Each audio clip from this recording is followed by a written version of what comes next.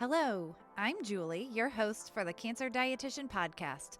I am creator of cancerdietitian.com, a board-certified specialist in oncology nutrition, and a registered dietitian nutritionist with a master's degree in public health. I'm also the wellness director for Cancer Services Incorporated, the nonprofit cancer support agency that makes this podcast possible. In episode 16, I covered the big picture regarding nutrition and immunity. If you haven't listened to that one yet, you'll want to catch it before this one because it's going to build on that. For the regular listeners out there, you know that I like to offer you a free pass to check out early and not have to listen to my long explanations. And I do that by giving you the bottom line up front. For this topic, the take-home message is that vitamin C is good for you, but taking supplemental vitamin C is not typically recommended and doesn't really help prevent or heal up from a cold or other illness. If you're a regular follower, you already know that my summary regarding nutrition and food versus supplements is that your body prefers nutrients from foods, not pills. Yes, there is a time and place for supplements, but it's far less often than many people think. For more information on supplements, check out my podcast episode number 6 on superfoods, supplements, and CBD. When it comes to any individual nutrients and an immune supportive dietary pattern, the current recommendations for immune health are the same as current overall health guidelines. So get your vitamin C from food sources if at all possible. Use supplements only when necessary and recommended by your medical team. Be sure you're also doing other immune supportive behaviors like being physically active, getting good sleep, and washing your hands. Oh, and during a pandemic, also wear a mask, mind your social distance, and get your vaccine. So now that I've given you the bottom line, I'll move forward on the nitty-gritty about vitamin C, what it does for you, where you can get it in food form, and all the other things you need to know. So let's start with what is vitamin C and what does it do for your body? Vitamin C is a water-soluble vitamin, also known as ascorbic acid. Your body cannot make vitamin C, so you must get it from foods. Vitamin C is important for our health for several reasons. It's involved in collagen synthesis by working to form collagen, which aids in the growth and repair of tissues throughout the body, including your gums, teeth, tendons, bones, etc. Vitamin C is also an antioxidant, which means it fights against free radicals in our bodies. The antioxidant power can support our immune system, and its job is to help reduce risk of cancer, heart disease, and other chronic diseases, as well as generally help our immune system function as it's designed. Vitamin C also helps to produce neurotransmitters. It helps build norepinephrine and serotonin in our bodies, which are key hormones. So how much vitamin C do you actually need? And this is where I think a lot of people overdo it. So currently the RDA, which means recommended daily amount, is the sort of minimal amount we would recommend that you have. And then the upper limit is the amount above which we would not recommend. So for men who are 19 years and up, the recommendation is 90 milligrams for the RDA, and the upper limit would be 2,000 milligrams. For women 19 years old and up, it's 75 milligrams for the RDA with a 2,000 milligram upper limit.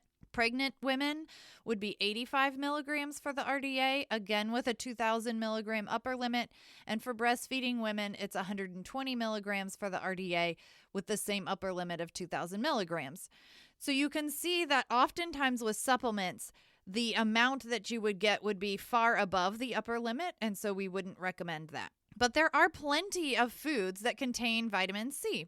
And of course, I'm going to give you a short list, and there's many more, but these are just the ones that have the most vitamin C kind of bang for your buck. So citrus fruits, which many people know, including citrus fruit juices, will be good sources of vitamin C. Vegetables, especially green and red and orange vegetables, so bell peppers, broccoli, tomato, kale, and then fruits as well. Kiwi, strawberries, guava, and papaya are fruits with the most amounts of vitamin C. And then, of course, fortified foods are another source where you can find vitamin C. So with all the different ways that you can get vitamin C through foods, I really feel like you should aim to get that nutrient through food. There are some situations where supplementation is useful, like if your dietary intake is lacking, but for most people, it's really not a problem to get vitamin C through food. And then vitamin C's main form of supplementation is ascorbic acid. There are some others out there, but that's pretty much the most common one. There's not one form that's necessarily better than another, but you should consult with your medical team before you use a supplement and to help you choose which one might be right for you if you need it. There is concern that you could get too much, and certainly there is problems if you don't get enough vitamin C. So vitamin C deficiency, we know, causes scurvy, which has symptoms of fatigue, inflammation of the gums, spots on your skin, joint pain, poor wound healing, loss of teeth, anemia. But really, in order to meet your needs, it's not very difficult. So most people don't have, we're not finding scurvy for the most part, unless people are absolutely not able to eat pretty much any fruits and vegetables at all. So when they did discover scurvy, I think that it was called Limeys were the men that were on submarines, and they didn't have access to really any fruits and vegetables, and they were developing all these symptoms. And so they were able to basically cure the scurvy just by having a little bit of lime juice with their foods. So it doesn't take much. So there's a little story for you. Vitamin C toxicity, which is having far too much vitamin C, can cause diarrhea, nausea, stomach cramps, iron overload if you're also consuming too much iron, and damage to your body tissue. So some people will say, oh, vitamin C, it's a water-soluble vitamin. You don't really have to worry about it. But I think it's important that we remember that even if you take a lot of it and it is water-soluble, your body still has to, first of all, digest, absorb, and then deal with it and excrete it throughout your body's systems. So we don't want to have too much of it. Actually, in the Environmental Nutrition newsletter, it states that even when vitamin C, which is water soluble and is eliminated from the body when we take high amounts, can be harmful. So at high levels, it can cause digestive issues. And before taking any supplement, people should make sure that it's not interacting with their medications or other supplements. So I think that's just a good reminder that we do not want you to be taking a lot of vitamin C.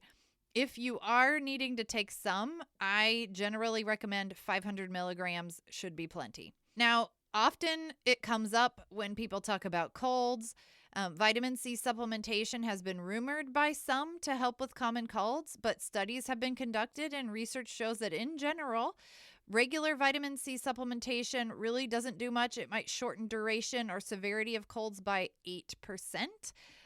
Which is not a lot, although yes, it is technically something, but it has no effect on incidence, or that's just a fancy term for whether you get a cold or not. And research has also shown that athletes or military personnel who take vitamin C supplements did have a 50% reduction in developing upper respiratory infections. And their conclusion is that supplementation wasn't necessary for the general public, but might have a place for people who do extreme amounts of exercise. So we're talking about professional athletes and military personnel who do a lot of exercise. So a lot of respiration. And if you don't know, that's not the typical American. All right. Recently, though, with COVID-19, there have been a few studies and some, theories around vitamin C and COVID-19, but there was a recent study that we also talked about in our last episode about zinc, conducted and published in the Journal of the American Medical Association, that concluded that vitamin C supplementation did not significantly reduce the duration of symptoms in COVID-19 patients. So we'll put the link to that study in our show notes. But I think it just further kind of brings us to the same conclusion that we generally have, is that vitamin C supplementation is not necessary for most people. Deficiency is highly unlikely since it's really easy to get what you need in just a small amount of fruits or vegetables. If you do want to try a vitamin C supplement, I would not take a large dose. So be sure you're reading the labels and you're calculating how much you're actually getting. Again, my recommendation is not to take more than 500 milligrams a day on a short-term basis. And if you choose to take supplements, be sure your medical team and pharmacist is guiding you and knows all of what you're taking so that you can avoid toxicity or any unwanted interactions between supplements and medications. So, as is my bottom line much of the time, This is just a reminder to eat your fruits and veggies. Be sure that you try out some different recipes. As the weather gets warmer, you can try some different smoothies, or having lemons or limes kind of squeezed into your water is really nice and refreshing. But get those fruits and veggies. So that wraps up our topic for today. For more information on immunity and nutrition, check out my webinar and other articles at cancerdietitian.com/immunity. Thanks for listening to today's episode of the Cancer Dietitian Podcast. I always love to get your feedback, so let me know what you think. Send an email to Julie, Jolie, at cancerdietitian.com, or find me on social media. I'm at Cancer Dietitian on Facebook, Twitter, Instagram, and YouTube. Share this episode with your friends and be sure to subscribe to the Cancer Dietitian Podcast.